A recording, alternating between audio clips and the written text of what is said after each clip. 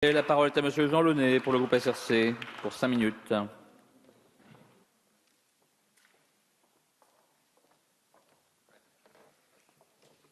Merci Monsieur le Président, Madame la Ministre, Messieurs les Présidents des commissions, Mesdames les rapporteurs, mes chers collègues.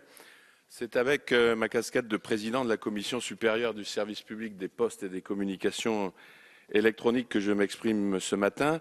Commission composée de 7 députés. J'en salue quelques membres qui viennent de s'exprimer. Jeannine Dubié, André Chassaigne, Lionel Tardy. Commission composée de 7 députés et de 7 sénateurs qui formulent des avis qui lui sont demandés sur les projets de décret du secteur, mais a aussi une capacité d'autosaisine.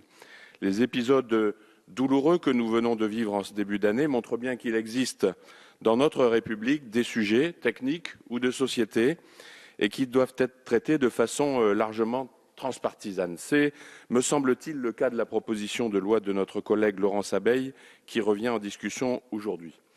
Les ondes électromagnétiques n'ont pas de couleur politique, les smartphones non plus, les antennes relais, les fréquences utilisées, les technologies n'ont pas non plus de couleur politique. Pourtant, la question qui se pose à nous, c'est y a-t-il un risque sanitaire? Y a-t-il une démonstration scientifique de suspicion de risque liée aux ondes des antennes relais sous les seuils réglementaires?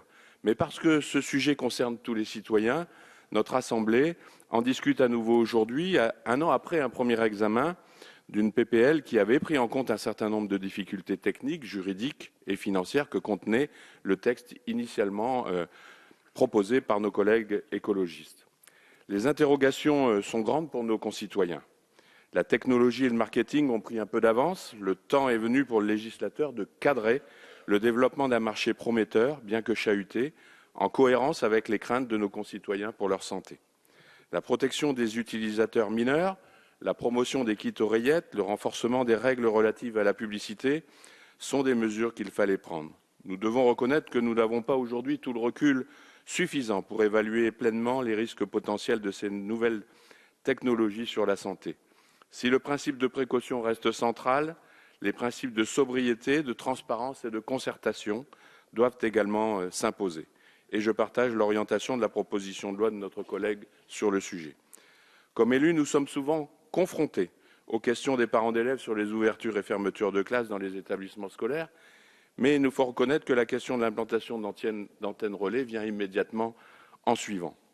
Mais si les interrogations des parents d'élèves et des riverains sont grandes et légitimes, les interrogations des opérateurs téléphoniques et de l'autorité de régulation des communications électroniques et des postes le sont également.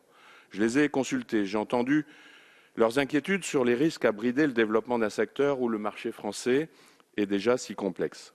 Les salariés de ces entreprises n'attendent pas de nous des réglementations supplémentaires à l'heure où le secteur est déjà en restructuration et chacun sait que l'emploi est la priorité majeure du gouvernement.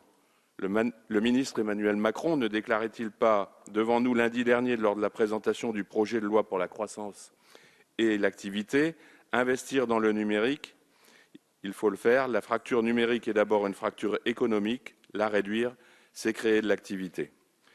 Si le principe de précaution doit s'imposer, le principe de concertation doit l'être également.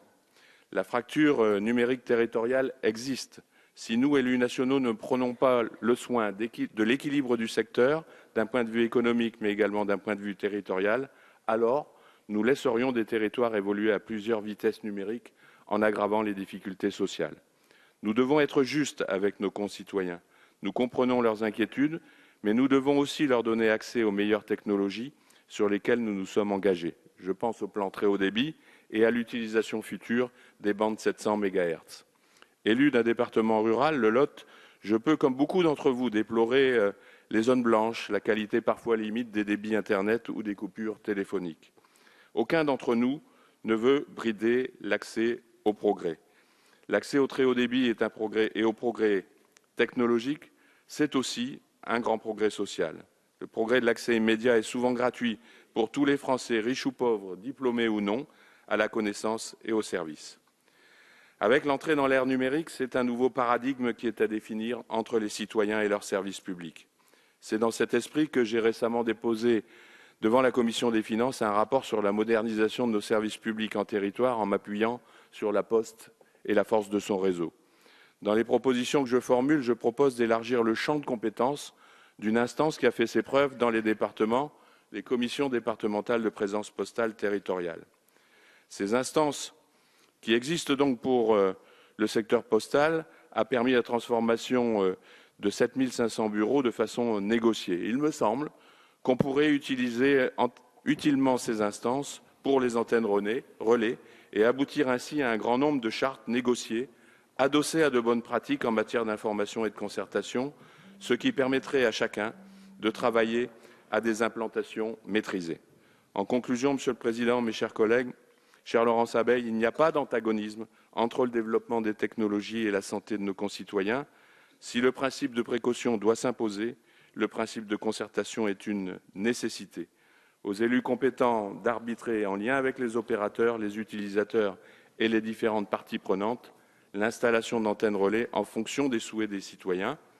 Je crois qu'au moment où nous venons d'avoir dans cet hémicycle un débat sur la stratégie numérique le 14 janvier dernier et avant l'examen de loi sur le numérique que porte Madame la ministre Axelle Lemaire, une position très équilibrée est ici à l'ordre du jour, en n'oubliant pas que le très haut débit, c'est aussi l'ossature de notre future économie.